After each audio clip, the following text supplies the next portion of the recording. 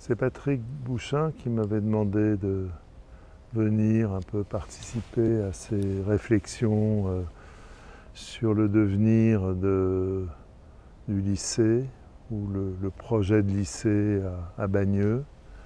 Et donc on a imaginé faire ce parcours entre Adolphe Chériou et le plus petit cirque du monde à Bagneux. Et il se trouve que j'avais travaillé sur cette vallée, qui est la vallée de la Bièvre, sur les hauteurs de Villejuif et sur les hauteurs de Bagneux, mais aussi sur la réouverture de la Bièvre, sur le dessin de quartiers Haute-Bruyère, sur des constructions, des aménagements, et que ma propre agence se trouve à Gentilly, dans la vallée de la Bièvre, et que j'avais trouvé cet endroit en explorant la vallée pour pouvoir réouvrir la rivière. Donc, alors je crois que vous posez 3 questions à propos de cette traversée. La première, qui est celle de la densité.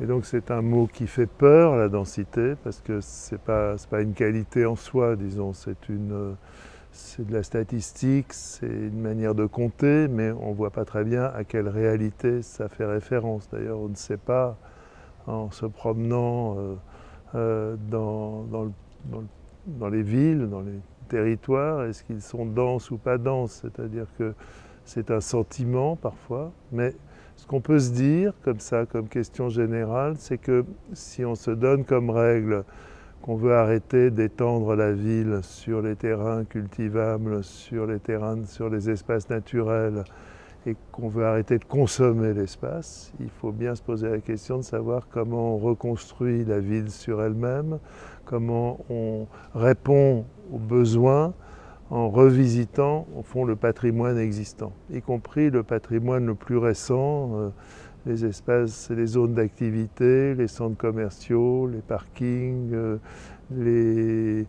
enfin tout ce qui est là, c'est-à-dire, et on peut se dire, la question de la densité, on peut la confronter à la question de ce qui est déjà là, c'est-à-dire comment transforme-t-on, se sert-on du patrimoine existant. Et à ce moment-là, ça veut dire qu'on est dans une autre attitude qui a à voir avec la relation entre le projet, le programme et l'état des lieux.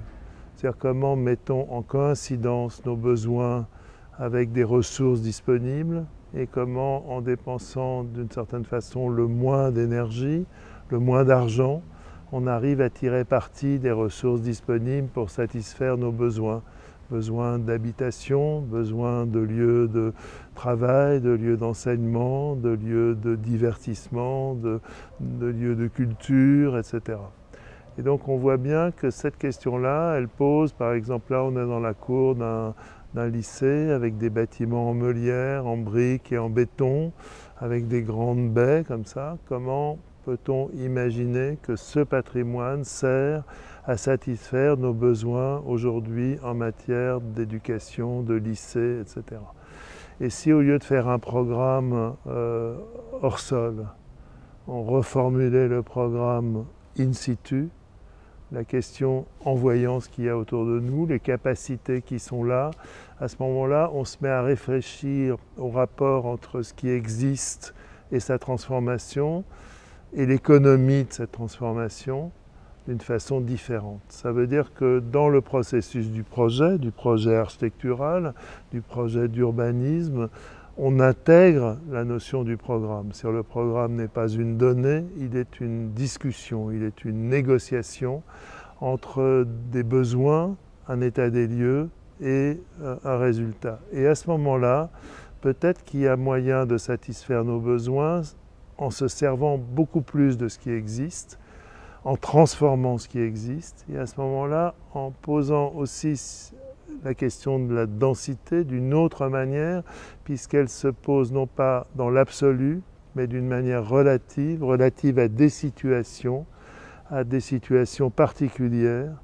Et à ce moment-là, on pourrait rajouter ici, par exemple, un étage ou recreuser mettre des espaces extérieurs. On voit bien l'escalier qui est devant moi, qui a été rajouté. On pourrait imaginer travailler à partir de cet endroit. Et par exemple, si on se dit, est-ce qu'il faut construire le lycée à la place des arbres ou construire le lycée avec celui qui existe déjà, il est certain que dans un cas ou dans l'autre, on ne pose pas la question de la densité de la même manière.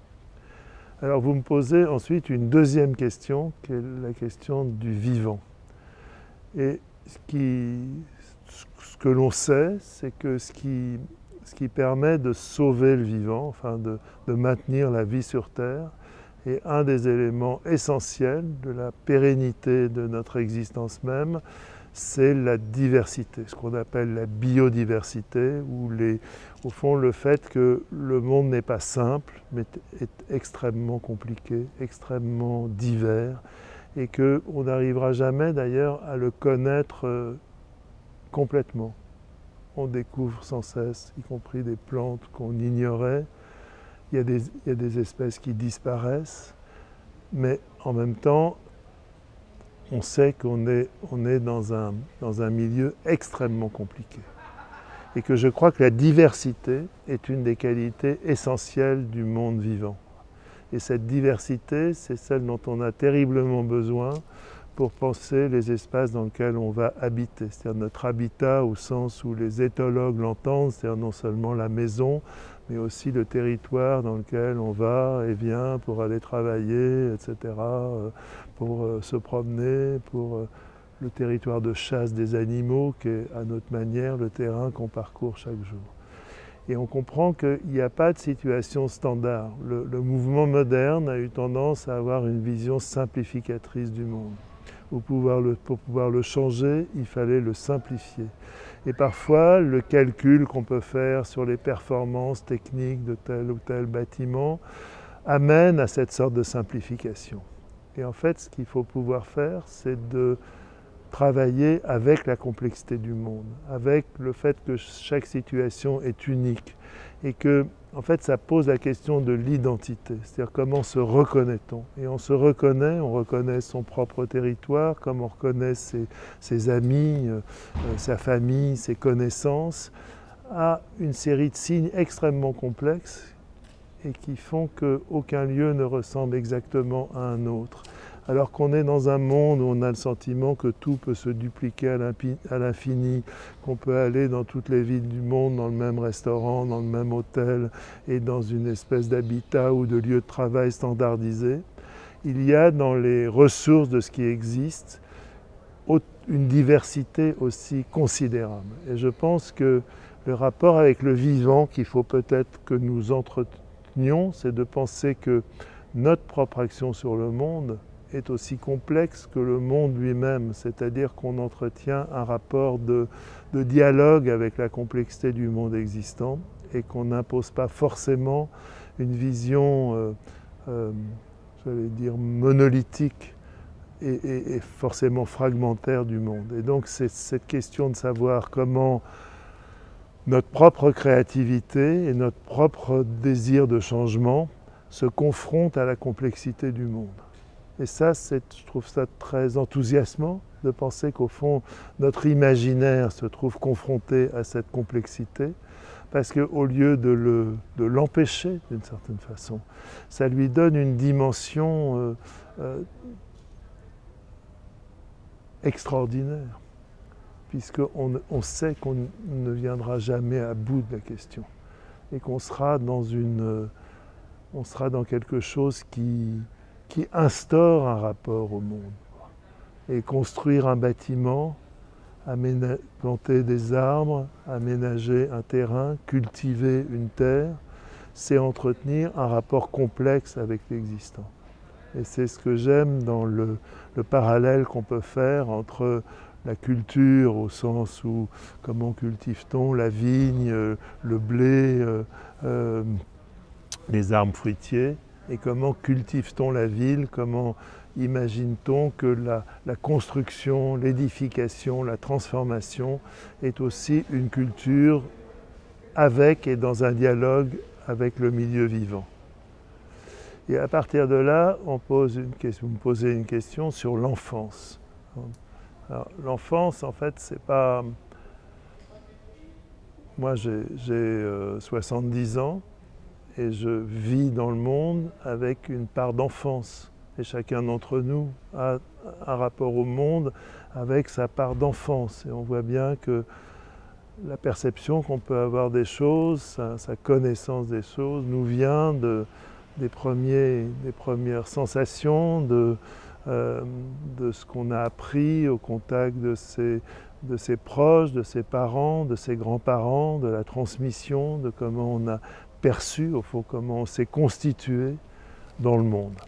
Et je pense que quand on dit quelle est la place de l'enfance dans le monde, de l'enfant dans le monde, on se dit aussi quelle est la place de l'enfance dans ce qu'on fabrique, quoi. Et la question, c'est comment dans chaque chose, il y a une part d'enfance, et donc une part possible donc, que peuvent s'approprier les enfants. Il y avait tout à l'heure 3 artistes ici qui grimpaient sur l'escalier, donc on aurait pu dire qu'ils se comportaient d'une certaine façon avec une part plus visible d'enfance que la nôtre qui les regardions. Mais en même temps, ce qu'on aimait dans leur comportement, c'est qu'ils nous montraient qu'en tout lieu, on pourrait développer une part d'enfance qui fait qu'on découvrirait les lieux d'une autre façon.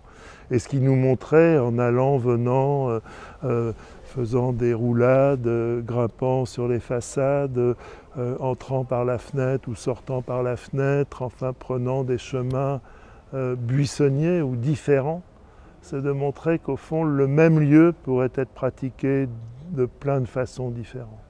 Et que la place de l'enfant dans la ville n'est pas une place qui lui serait assignée, mais la possibilité pour les enfants, au fond, de parcourir à leur manière la même ville.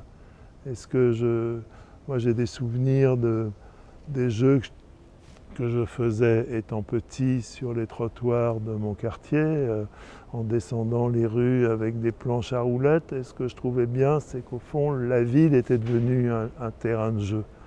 Et que ce que je redoute parfois, c'est qu'il y ait des terrains de jeu spécialisés, réservés aux enfants, et que je pense que c'est le territoire tout entier qui est un terrain de jeu, de découverte et d'apprentissage. Et puisqu'on parle d'enseignement, finalement, l'école, c'est une école ouverte sur le monde. C'est-à-dire, c'est ce qu'on a essayé de faire avec les étudiants de l'école qui ont préparé les cartes de la traversée, c'est de se dire qu'au fond, le territoire, la ville, le paysage, l'architecture, l'urbanisme constituent, enfin notre environnement constitue la table des matières d'un enseignement, c'est-à-dire qu'on peut apprendre du lieu dans lequel on vit, on travaille, et l'école n'est pas seulement à l'intérieur des murs, donc de la même façon que l'espace des enfants n'est pas dans les espaces